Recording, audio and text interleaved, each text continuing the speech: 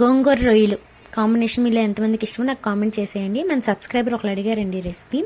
ముందుగా రొయ్యలకి ఉప్పు, పసుపు, కారం, అల్లం వెల్లుల్లి పేస్ట్ పట్టించి మంచిగా కలుపుకొని ఒక గంట పక్కన పెట్టేసుకోవాలి. స్టవ్ మీద ప్యాన్ పెట్టుకొని రొయ్యలు కొంచెం ఒక కట్ట గోంగూరని, కొంచెం ఉప్పుని, కొంచెం జీలకర్రని వేసుకొని మెత్తని పేస్ట్లో చేసుకొని పక్కన పెట్టేసుకోవాలి. తర్వాత ఒక ప్యాన్లో కొంచెం ఆయిల్ తీసుకొని 2 టేబుల్ స్పూన్ ఆయిల్ తీసుకొని రొయ్యలు కూడా వేయించుకొని పక్కన పెట్టేసుకోవాలి.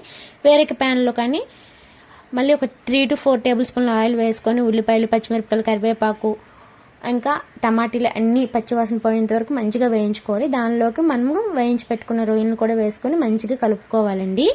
దానిలోకి రుచికి సరిపడినంత ఉప్పు, పసుపు, కారాన్ని, ధనియాల పౌడర్ని వేసుకొని కొంచెం వాటర్ని కూడా వేసుకొని మంచిగా కలుపుకొని ఒక 8 నిమిషాలు ఉడికించుకోవాలి.